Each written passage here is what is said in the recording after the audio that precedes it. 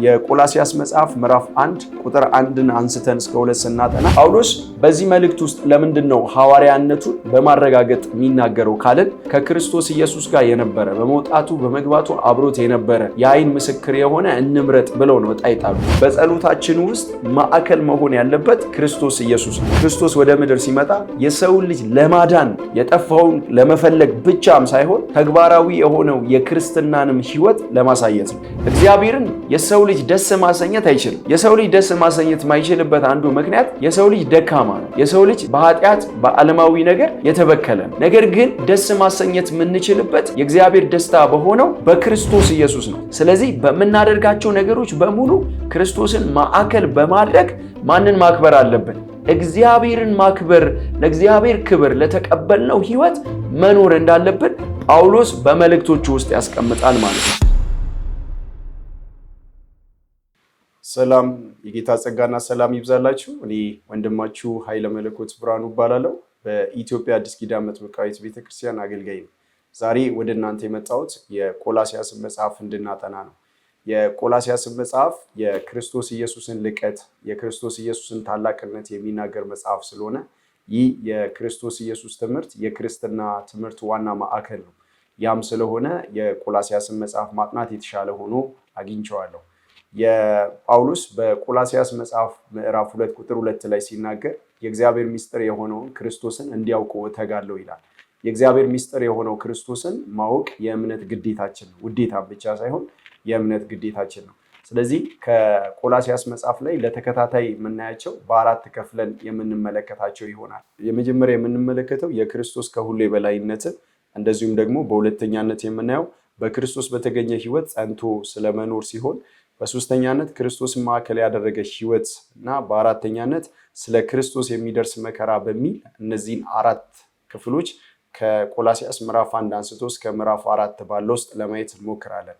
እንግዲህ በምዕራፍ 1 ላይ የምንመለከተው የክርስቶስ ኢየሱስ ከሁሉ የበላይነት ነው። በዚህ ውስጥ የምናያቸው አንደኛ በክርስቶስ ለሆኑ ቅዱሳን የቀረበ ሰላምታ፣ በሁለተኛነት ደግሞ ክርስቶስን ማዕከል ያደረገ ጸሎት፣ ክርስቶስ የማይታየው አምላክ ምሳሌ መሆኑን፣ በክርስቶስ በኩል ከአብ ጋር መታረቃችንን፣ ስለ ክርስቶስ የምንቀበለው መከራ መኖሩን፣ እንደዚሁም ደግሞ ክርስቶስን ማዕከል ያደረገ ስብከት ወይም አስተምሮ መኖሩን እነሱም ከቆላስያስ መጽሐፍ ጳውሎስ በጻፈበት መልእክት ውስጥ ሆነን ለማየት እንሞክራለን።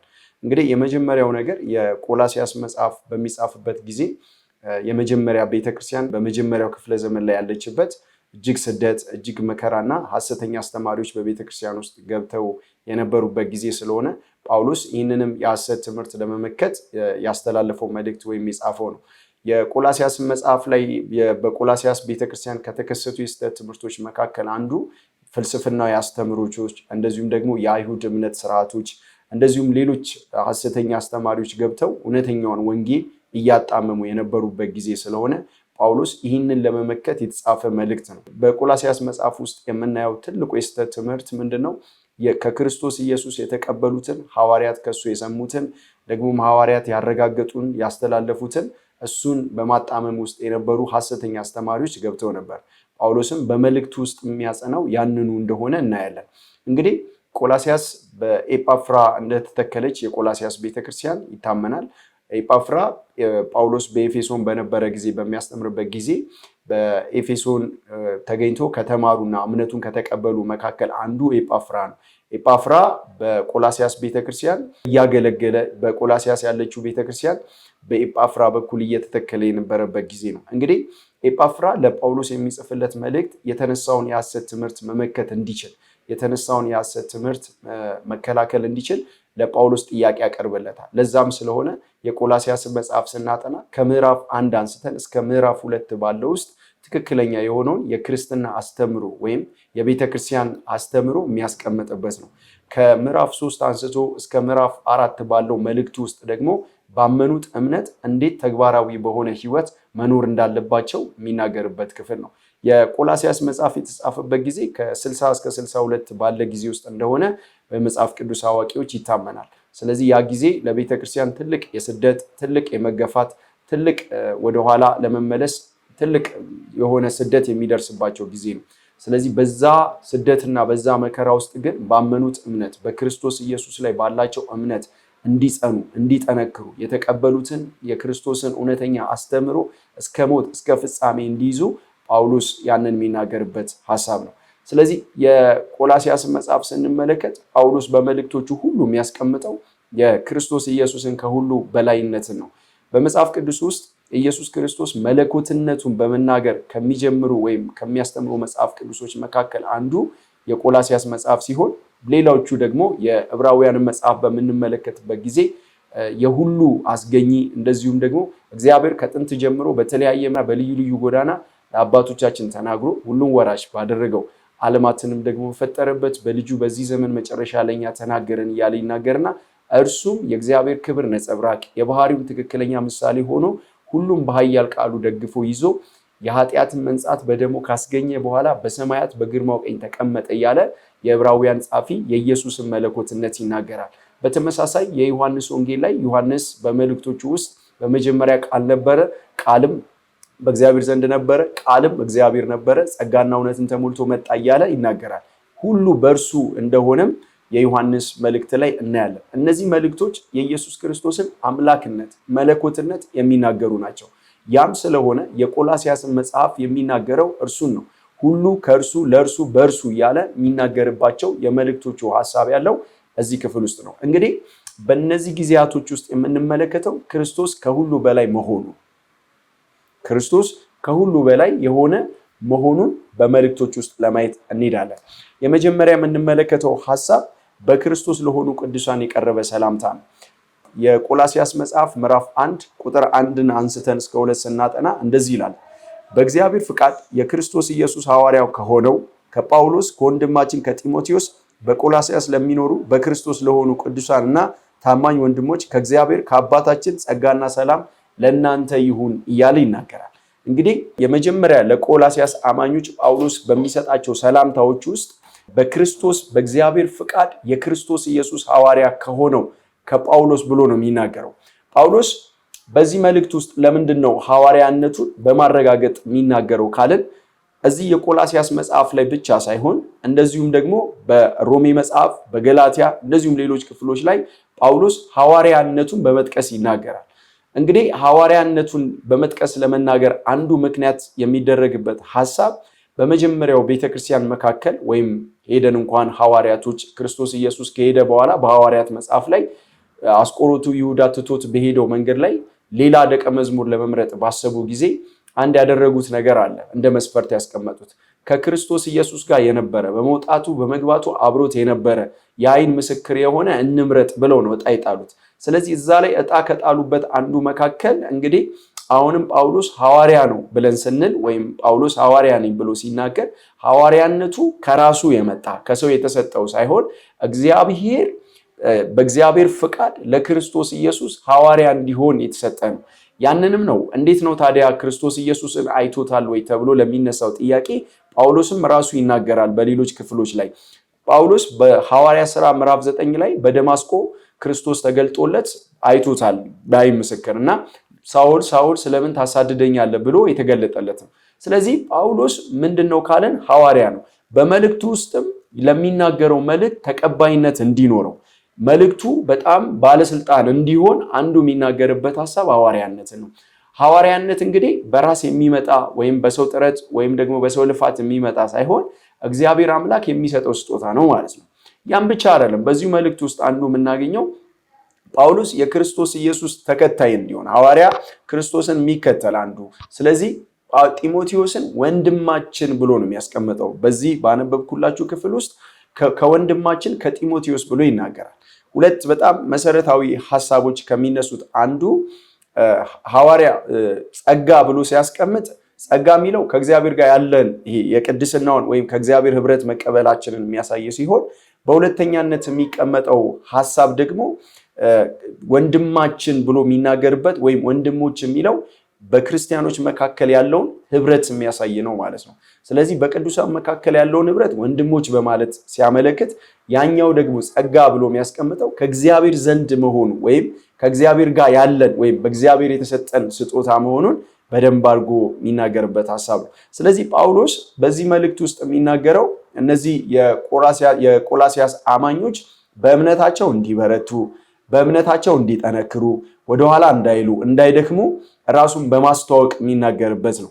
በቀደመው በቤተክርስቲያን ወይም በቀደመው የአጻጻፍ በግሪካውያን ወይም በመጀመሪያ ቤተክርስቲያን በነበረችበት ጊዜ መልእክት ሲጻፍ አንደኛ ጸሐፊው ራሱን ይገልጣል። ከዛ ለተቀባዮች በመግለጽ ሰላምታ በማቅረብ የሚናገርበት ሲሆን እነዛም ደግሞ የጳውሎስ መልእክት መሆኑን በማወቅ የሚቀበሉት ነው ማለት ነው። በዛኛው የአጻጻፍ መንገድ ጳውሎስ መልእክቱን የሚናገርበት ነው ማለት ነው። ትልቁ ነገር የስህተት አስተማሪዎች በቆላሲያስ ቤተክርስቲያን ገብተው ስለነበረ እነዚህ በቆላሲያስ ቤተክርስቲያን የገቡ የስህተት አስተማሪዎች አንዳንድ ክርስቶስ ላይ በተነሳ ትምህርት ወይም የክርስቶስ ኢየሱስን አምላክነት እያጣጣሉ ንግግራቸውና አስተምሮታቸው እንደ ባለስልጣን እንዲቆጠር የፈለጉበት ጊዜ ነበር። ለዛም ስለሆነ ጳውሎስ ሲናገር ሐዋርያው ብሎ ራሱን አንድም የሚጠራበት የመልእክቱን ታማኝነትና የመልእክቱን ተቀባይነት ለማረጋገጥ እንደሆነ ይነገራል። በዚህ ውስጥ በጣም ከተቀመጡ ሐሳቦች መካከል ጸጋና ሰላም ይብዛላችሁ እያለ ጳውሎስ የሚናገርበት ነው። ይሄ መደበኛ የሆነ በሰዓቱ የክርስቲያኖች ሰላምታ ነው። አንድ ሰው ወይም አማኝ የሚናገርበት የሚያቀርብበት የጌታ ጸጋና ሰላም ይብዛላችሁ ነው። ሰላሙ በክርስቶስ ነው፣ ጸጋውም ደግሞ ከክርስቶስ ስለሆነ ይሄ በእነሱ ዘንድ የሚነገር ሐሳብ ነው። እንግዲህ በዚህ ውስጥ የመጀመሪያው ሐሳብ ይሄ ሲሆን ሁለተኛ የምናገኘው እዚሁ ላይ የሚቀመጠው ሐሳብ ክርስቶስን ማዕከል ያደረገ ጸሎት ክርስቶስን ማዕከል ማድረግ አለበት። ይሄኛው ሁለተኛው ላይ ትልቁ ክርስቶስ ኢየሱስ ከሁሉ በላይ ነው ስንል ክርስቶስን ከምንም ነገር ጋር እያነጻጸርን አይደለም። የክርስትና እምነት መሰረቱ ክርስቶስ ነው። ክርስቶስ ከሌለ ክርስትና የለም። ስለዚህ ክርስትና ክርስቶስ ላይ ተንጠለጠለ። ስለዚህ ክርስቶስ ማዕከል የሆነበት እምነት ነው። ክርስቶስ ከሁሉ በላይ ነው። ሁሉን ያስገኘ ነው፣ ሁሉን ያመጣ ነው፣ የማይሻር ነው፣ የማይለወጥ ነው። ስለዚህ አምላክ ነው ክርስቶስ። ያንንም ነው ጳውሎስ በመልእክቶቹ ውስጥ የሚያስቀምጠው ሐሳብ ማለት ነው። ስለዚህ በዚህ ሐሳብ ውስጥ አንዳንድ በጣም ፍልስፍናዎች የተነሱበት አንዳንድ አስተምሮቶች የገቡበት ጊዜ ስለነበረ ይህንን የእውነተኛውን አስተምሮ እውነተኛውን ወንጌል ሊያጠለሽ የሚችል እውነተኛውን ወንጌል ሊያጥላላ የሚችል ሊስተካከል የሚመስል መልካም የሚመስል የስህተት አስተምሮ ገብቶ ስለነበረ ጳውሎስ በቀጥታ ይህንን ትምህርት በመመከት የተጻፈ መልእክት ስለሆነ መልእክቶቹ በጣም ጠንካራ ናቸው። መልእክቶቹ በጣም ጠንካራ ስለሆኑ እያንዳንዱን ሐሳቦች ከመጽሐፍ ቅዱስ ለማየት እንሞክራለን። በምዕራፍ 1 ከቁጥር 3 አንስተን እስከ 14 ስንመለከት ጸሎት ክርስቶስን ማዕከል ማድረግ አለበት። እንግዲህ ጸሎት በክርስትና እምነት ውስጥ አንደኛው ክርስቶስ ኢየሱስ ለኛ ከሰጠን ስርዓቶች መካከል አንዱ ነው። ተግታችሁ ጸልዩ ብሎ በማቴዎስ ወንጌል ላይ ትእዛዝን ሰጥቷል። ስለዚህ መጸለይ አለ። ግን ስንጸልይ ወይም በጸሎታችን ውስጥ ማዕከል መሆን ያለበት ክርስቶስ ኢየሱስ ነው። እንግዲህ የኛ የክርስትና እምነት አንዱ ትልቁ ነገር በስላሴ እናምናለን። በእግዚአብሔር አብ፣ በእግዚአብሔር ወልድ፣ በእግዚአብሔር መንፈስ ቅዱስ እናምናለን። ሁሉንም ነገር ስናደርግ ወይም ሁሉንም ነገር ስንረዳ ስላሴያዊ በሆነ መንገድ መረዳት በጣም ጥሩ ነው። እዚህ ውስጥም ጸሎትንም ስናስብ ስላሴያዊ በሆነ መንገድ ጸሎትንም መረዳት ጥሩ ነው። ስለዚህ ሁል ጊዜ ስንጸልይ በጸሎታችን ውስጥ እግዚአብሔር አብ፣ እግዚአብሔር ወልድ፣ እግዚአብሔር መንፈስ ቅዱስ መኖሩን ማወቅ መቻል አለብን። ለዛም ነው ጳውሎስ ክርስቶስን ማዕከል አድርገው እንዲጸልዩ የሚናገራቸው ሐሳብ ማለት ነው። ኢየሱስ ክርስቶስ በምድር በነበረበት ጊዜ በተግባርም በቃልም ጸሎትን አስተምሯል። ትልቁ ነገር ክርስቶስ ወደ ምድር ሲመጣ የሰውን ልጅ ለማዳን የጠፋውን ለመፈለግ ብቻም ሳይሆን ተግባራዊ የሆነው የክርስትናንም ሕይወት ለማሳየት ነው። እንግዲህ የጠፋውን የሰውን ልጅ ከእግዚአብሔር የራቀውን የሰውን ልጅ ለማዳን እንደመጣ ሁሉ ደግሞ በምድር ላይ ሲኖር ክርስቲያን ወይም ክርስቶስ ኢየሱስን የሚያምን ሰው እንዴት መኖርና እንዴት ማድረግ እንዳለበት በግልጥ የሚያስቀምጥበት ሐሳብ ነው ማለት ነው። እንግዲህ በግሪኮች ከነበረው አንዱ ፍልስፍና ስለ ሎጎስ የነበራቸው አመለካከት ሎጎስ ማለት እንግዲህ በትልቅ የሆነ ሐሳብ ነገሮች የመጡበት ነገሮች የተገኙበት እንደሆነ ይናገራል። እዛ ክፍል ላይ ከሚናገረው አንዱ እግዚአብሔር ለሰዎች ሲናገር መገለጥ ይሆናል ነው። በግሪኮች አስተሳሰብ የነበረው አንዱ እግዚአብሔር ለሰዎች ሲናገር መገለጥ ይሆናል። ደግሞ ሰዎች ወደ እግዚአብሔር ሲጸልዩ ደግሞ ሰዎች ለእግዚአብሔር ሲናገሩ ጸሎት ይሆናል ብሎ የሚያስቀምጡት ሐሳብ አለ። በእርግጥም እግዚአብሔር ራሱን ሲገልጥልን መገለጥ ነው። ያም ደግሞ በክርስቶስ የተገለጠ እንደዚሁም በተለያየ መንገድ የምናስቀምጥበት ሐሳብ ነው። እዚህ ክፍል ላይ መገለጥ ብሎ የሚያስቀምጠው በጸሎት ውስጥ ያለ ሐሳብ ነው። አሁን እዚሁ ላይ የምናየው ሐሳብ የመጀመሪያ ክርስቶስን ማዕከል ባደረገ ጸሎት ውስጥ ጸሎታችን መሆን ያለበት ነገር እንዴት ነው? ጸሎታችን መሆን ያለበት እንዴት ነው? አንደኛ የዓለምን ምኞት ወይም ደግሞ የራሳችንን ፍላጎት ማዕከል በማድረግ ጸሎት መሆን የለበትም።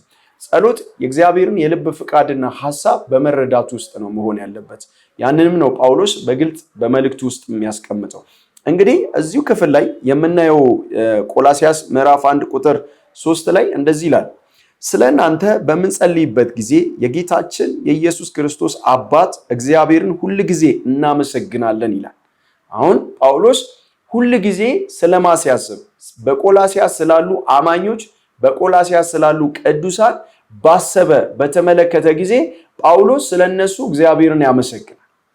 ጳውሎስ ስለነሱ እግዚአብሔርን ይባርካል። እዛው ላይ ግን የሚባርክበትና የሚያመሰግንበት ምክንያት ምንድነው ሲባል በክርስቶስ ኢየሱስ ስላላችሁ እምነትና ለቅዱሳን ሁሉ ስላላችሁ ፍቅር እናንተን ሁሌ ሳስብ እግዚአብሔርን አመሰግናለሁ። ምክንያቱም ከኤጳፍራ የሰማው ምስክርነት አለ ስለ ቆላስያስ አማኞችና ስለናንተ በሰማው ጊዜ እግዚአብሔርን ምን እላለሁ? አመሰግናለሁ፣ እግዚአብሔርን እባርካለሁ እያለ ይናገራል። አየህ፣ በጸሎቱ ውስጥ ያለው የምስጋናው ምክንያት ቅዱሳኖች በክርስቶስ ኢየሱስ ላይ ባላቸው እምነት ነው።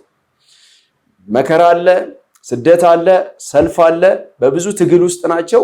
ግን ጳውሎስ የሚናገራቸው በክርስቶስ ላይ ባላቸው እምነት ስመለከትና ስሰማ እግዚአብሔርን ምን እላለሁ? አመሰግናለሁ ይላል። ያም ብቻ አይደለም፣ ለቅዱሳንም ስላላችሁ ፍቅር ስለምታሳዩት ርህራሄ እግዚአብሔርን አመሰግናለሁ ብሎ ጳውሎስ ለቆላስያስ ሰዎች ይናገራል። እዛው ላይ ግን አያይዞ የሚናገረው ይህም የሆነው በሰማይ ተዘጋጅቶ ከተቀመጠላችሁ ተስፋ የተነሳ ነው። ስለዚህ ተስፋ በወንጌል የእውነት ቃል አስቀድማችሁ ሰማችሁ፣ ይህም ወደ እናንተ ደርሷል። ይህንንም ወንጌል ከሰማችሁበት የእግዚአብሔር ጸጋ በእውነት ከተረዳችሁበት ቀን ጀምሮ በዓለም ዙሪያ እየሰራ እንዳለ ሁሉ በእናንተም ዘንድ ፍሬ እያፈራ እያደገ ነው እያለ ጳውሎስ ይናገራል። እንግዲህ እነዚህ የቆላስያስ አማኞች ክርስቶስን ማመንና መቀበል ብቻ አይደለም፣ በክርስቶስ ላይ እምነት ብቻ አይደለም፣ ባመኑት እምነት ተግባራዊ የሆነ የክርስትና ሕይወት አለ።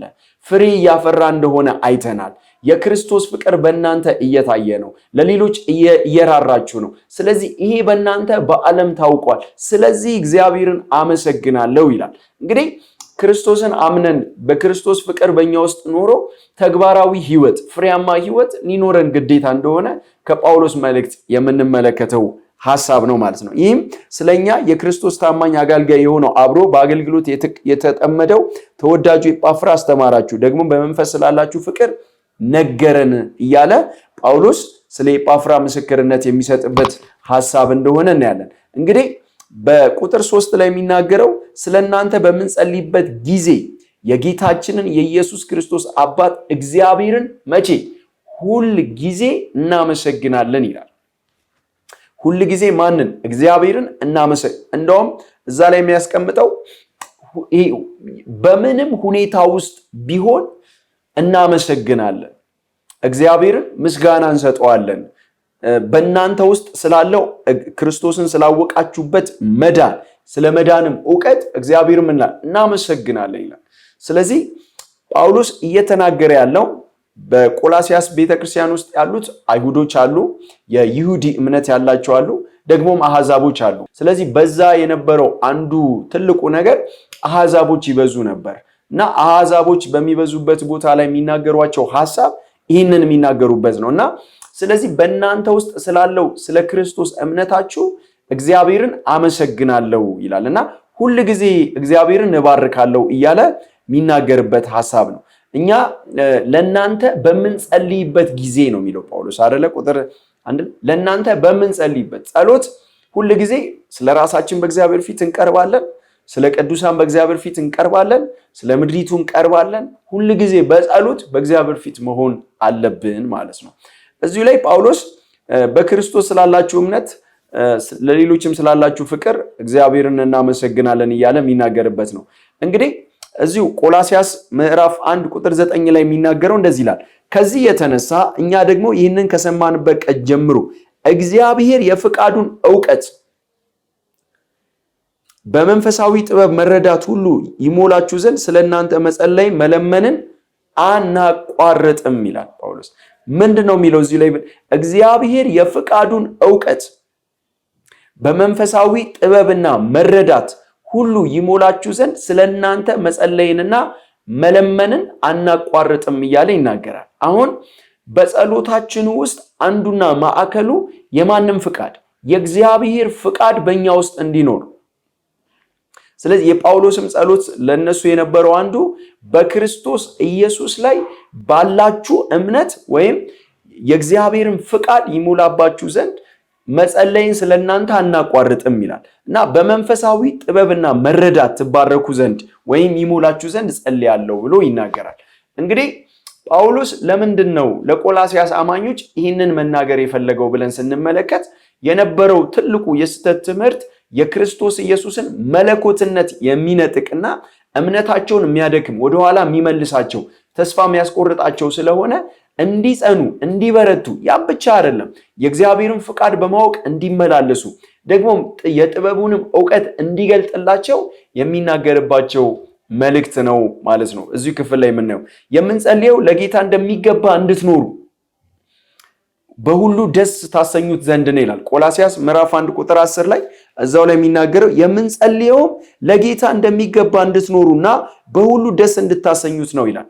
አሁን ጳውሎስ የሚጸልይበት ምክንያት ምንድነው? ስለነዚህ ቅዱሳን የሚጸልየው ለምንድን ነው ሲባል ለጌታ እንደሚገባ እንድትኖሩ፣ ላመናችሁት ለተቀበላችሁት ወንጌል እንደሚገባ መኖር እንድትችሉ ስለሱ እንጸልይላችኋለን ይላል። ያን ብቻ አይደለም ደግሞ በሁሉ ምን ተብሉት ዘንድ ደስ ታሰኙት ዘንድ። በእርግጥ እግዚአብሔርን የሰው ልጅ ደስ ማሰኘት አይችልም። የሰው ልጅ ደስ ማሰኘት ማይችልበት አንዱ ምክንያት የሰው ልጅ ደካማ ነው። የሰው ልጅ በኃጢአት በዓለማዊ ነገር የተበከለ ነው። ነገር ግን ደስ ማሰኘት የምንችልበት የእግዚአብሔር ደስታ በሆነው በክርስቶስ ኢየሱስ ነው። እግዚአብሔር በክርስቶስ ረክቷል፣ በክርስቶስ ተደስቷል።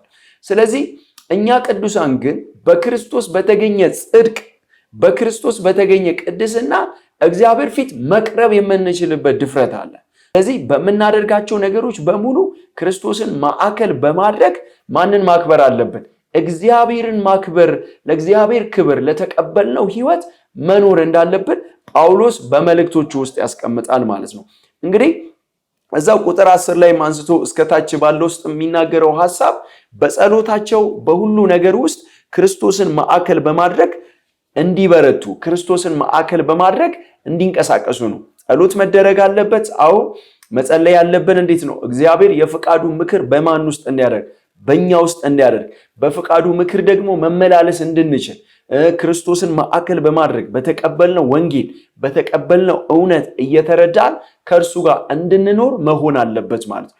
ይሄ ሲሆን የምንኖርበት የህይወት ዓላማ፣ የምንጸልይበት የህይወት ዓላማ፣ እንደዚሁም ደግሞ ለተጠራንበት ጥሪ የሚመጥን ህይወት እንድንኖር ያደርገናል ማለት ነው። እግዚአብሔር ትልቁን ነገር ለኛ ሰጥቶናል። ያም ልጁን ክርስቶስ ኢየሱስን ሰጥቶናል ማለት ነው። እንግዲህ ቅዱሳን በዚህ ክፍል ውስጥ ያየነው የክርስቶስ ኢየሱስ ከሁሉ በላይነት በሆነበት ክርስቶስን ማዕከል ያደረገ ጸሎትና በሰላምታችን ውስጥም ደግሞ ክርስቶስ ማዕከል እንደሆነ ለማየት ሞክረናል። እንግዲህ በቀጣዩ ክፍሎቻችን የምንመለከተው ክርስቶስ ኢየሱስ ከሁሉ በላይ በሆነበት ሐሳብ ውስጥ የምናያቸው ኢየሱስ ከሁሉ በላይ መሆኑን ደግሞ ከቆላስያስ ምዕራፍ 1 ከቁጥር 15 አንስቶ እስከ 29 ያለውን ሐሳብ ደግሞ በቀጣይ የምንመለከት ይሆናል። ጌታ የእግዚአብሔር ጸጋና ሰላም ከእናንተ ጋር ይሁኑ። ተባረኩልኝ።